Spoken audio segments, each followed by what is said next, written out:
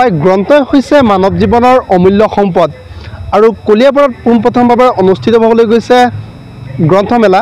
মোৰ সহযোগী প্ৰথমতে ইয়াৰ যি সামগ্ৰিক দৃশ্যাংশ দেখুৱাবলৈ মই অনুৰোধ কৰিছোঁ। ইয়া হৈছে কলিয়াবৰ গ্ৰন্থমেলাৰ আজি প্ৰথমটো দিন 6 দিনীয়াকৈ কাৰ্যসূচীৰে কলিয়াবৰত অনুষ্ঠিত হৈছে গ্ৰন্থমেলা। এই গ্ৰন্থমেলাত দেখা গৈছে যে অসমৰ আগশাৰীৰ বিভিন্ন প্ৰান্তৰ পৰা আহি যি বিপণীসমূহ ভিৰ কৰা দেখা গৈছে আৰু প্ৰায় অসমৰ আগশাৰীৰ প্ৰায় 40খন বিপণীয়াকে কিন্তু ইতিমধ্যে ভিৰ কৰা দেখা গৈছে। যে ইয়া হৈছে বিপণী। এনেদৰে বিপণীত দেখা গৈছে যে ছাত্ৰ ছাত্ৰীসকলৰ আৰু কলিয়াবৰবাসী ৰাইজৰ কিন্তু ভিৰ কৰা দেখা গৈছে আৰু দেখা গৈছে যে ছাত্ৰ ছাত্ৰীসকলৰ বিভিন্ন অনুষ্ঠান ইতিমধ্যে অনুষ্ঠিত কৰিছে। চিত্ৰাংকন প্ৰতিযোগিতা তেওঁলোকে অনুষ্ঠিত কৰিছে আৰু 6 দিনীয়াকৈ যি কাৰ্যসূচী গ্ৰহণ কৰিছে। আজি হৈছে এই গ্ৰন্থমেলাৰ প্ৰথমটো দিন।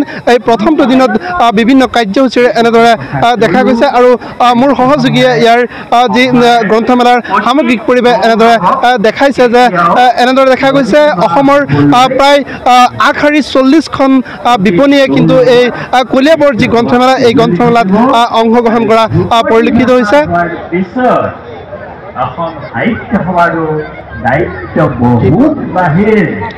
মই দেখুৱাইছোঁ ইয়া হৈছে চিত্ৰাংকন প্ৰতিযোগিতাৰ দৃশ্যাংশ আমি দেখুৱাইছোঁ যে চিত্ৰাংকন প্ৰতিযোগিতাৰ এই দৃশ্য দেখুৱাইছোঁ আৰু গ্ৰন্থমেলাৰ কিছু বিষয়ববী আছে। আমি তেওঁলোকৰ লগত কিছু মন্তব্য ল'বলৈ যত্ন কৰিম। ঐতিহ্যমণ্ডিত কলিয়াবৰ, অসমৰ মধ্যস্থলত অৱস্থিত কলিয়াবৰ আৰু ইতিহাস প্ৰসিদ্ধ কলিয়াবৰত আমি এখন গ্ৰন্থমেলাৰ হেঁপাহ বহুত দিন পুহি ৰাখিছিল কলিয়াবৰীয়া ৰাইজে। আজি সকলোৰে সহযোগত প্ৰতিটো জাতি জনগোষ্ঠী ধৰ্মাৱলম্বী আৰু সমাজৰ প্ৰত্যেক ক্ষেত্ৰৰ লগত জড়িত ব্যক্তিসকলৰ সহযোগত আজি আমি প্ৰথম কলিয়াবৰ গ্ৰন্থমেলা আৰম্ভ হ'ল। সম্পূৰ্ণ 6 দিনীয়াকৈ অনুষ্ঠিত হ'বলগীয়া এই গ্ৰন্থমেলাখনত আমি সকলোৰে উপস্থিতি বিচাৰিছোঁ। এক ব্যতিক্ৰমী চিন্তা আৰু ব্যতিক্ৰমী ধাৰণাৰে কাৰ্যসূচী প্ৰস্তুত কৰা হৈছে। আমি আশা কৰিছোঁ এই কাৰ্যসূচী সকলোৰে সহযোগত সফল হৈ উঠিব। ইতিমধ্যে 40খনতকৈ অধিক বিপণীয়ে ইয়াত নিজৰ বিপণী স্থাপন কৰিছে।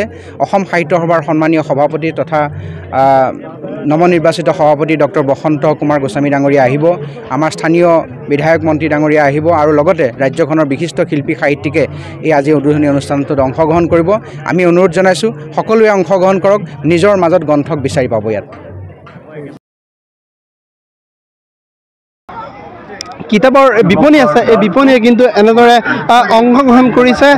এনেদৰে দেখুৱাইছোঁ এইটো যে ৰেখা প্ৰকাশন এইটো গ্ৰন্থমেলা আৰু এইদৰে দেখা গৈছে ছাত্ৰ ছাত্ৰীসকলে কিন্তু ভিৰ কৰিছে এই গ্ৰন্থমেলাসমূহত। এইদৰে তেওঁলোকে বিভিন্ন গ্ৰন্থসমূহ তেওঁলোকে এনেদৰে লোৱা পৰিলক্ষিত হৈছে। আমি দেখুৱাইছোঁ ইয়াৰ সামগ্ৰিক পৰিৱেশ আৰু কিছু ব্যক্তি আছে, আমি তেওঁৰ ওচৰলৈ যাবলৈ চেষ্টা কৰিম। তেওঁলোকে এনেদৰে যিহেতু কিতাপৰ যি বিপণী আছে বিপণী তেওঁলোকে কৰিছে। কি ক'ব আজি যিহেতু প্ৰথমটো দিন গ্ৰন্থমেলাৰ আৰু এনেদৰে ভিৰ কৰিছে, কি ক'ব? অতি সুন্দৰ, কাৰণ পুথিৰ বিদ্যা থোপাই থোৱা ধনৰ নিচিনা।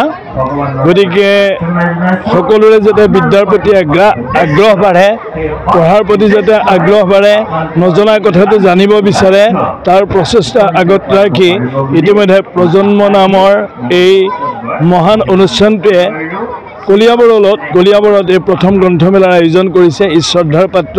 আমি অতিশয় আনন্দিত হৈছোঁ। বিদ্যা অবিহনে সকলো নিষ্প্ৰভ নিষ্ফল।